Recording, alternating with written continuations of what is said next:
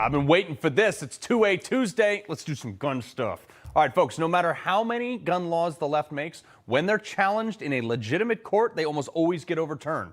But the left knows this, so they play stupid games. Sometimes before trial, they will capitulate and give 50% of what you're asking for before the trial so they don't lose 100% when the judge comes down. A few months ago, I sued the state of New York in federal court with Gun Owners of America. They refused to issue me a carry permit because I'm not a full-time resident.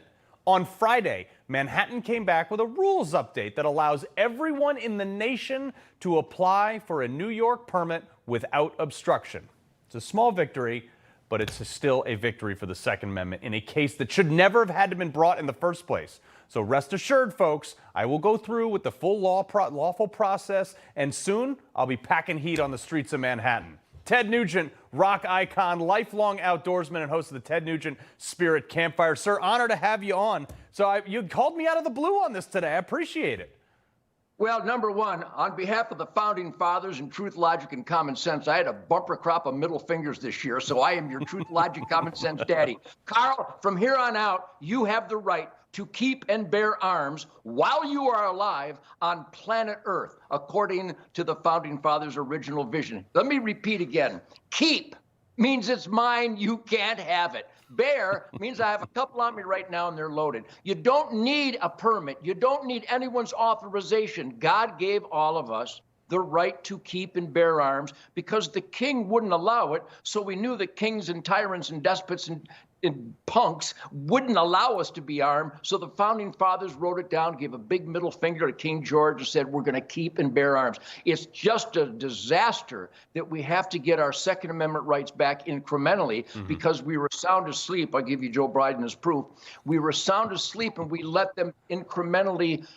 They're infringing. All gun laws are illegal. They're infringed. Well, that's outrageous, Nugent. You're damn right it is, because I experiment in self-government, and I'm a radical extremist and even qualify as outrageous because I'm keeping and bearing arms. Case closed. I'm with you. I'm with you. Look, there are 27 states. You can walk in, buy a gun, put it on your hip, and walk out the same day with no permit whatsoever. So the majority of the country agrees with us, sir. But now New York, their new thing is they're holding tight control on this. They're saying, well, you got to do this 16-hour additional course. I was a Navy SEAL for the better part of a decade, and now I got to sit in some muppet while they teach me about gun safety? Yeah, it's really hysterical. They were going to do that with me in Michigan when I got my first concealed weapons permit because I didn't know better. And I had to go before a tribunal. And while I was there, they were talking about certain nomenclature and historical firearms statistics and ballistics, and they didn't get anything right. So I was going to ask them, while I'm here to get my permit to keep and bear arms from you guys, could you show me some killer guitar licks too and how to treat my wife? Maybe you give me some good, sexy help. These people are unqualified.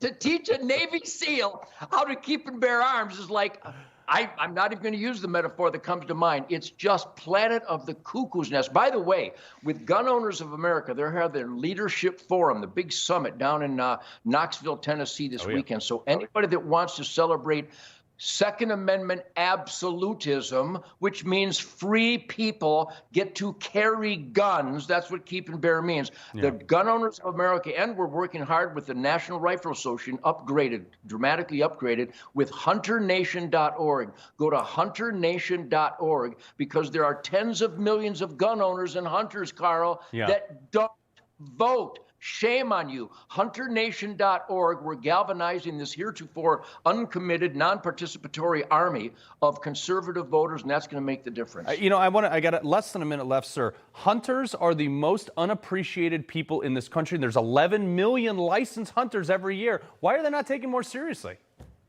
Well, I'm taken very seriously because if you want venison, if you want a lot of protein and massive slabbage, I'm your barbecue daddy. We're working with a bunch of veterans organizations and soup kitchens and homeless shelters. And make it a note, everybody, my friends at Newsmax, you know this, 250 million 250 million precious, nutritious, delicious meals of natural, organic venison served to homeless shelters and soup kitchens with the Hunters for the Hungry program, Sportsmen Against Hunger. I feel like I'm Mother Teresa with a bow and arrow. I mean, we're doing God's work here, serving this renewable protein instead of your Aunt Edna going through the windshield of your Buick hitting Bambi. So we're on course.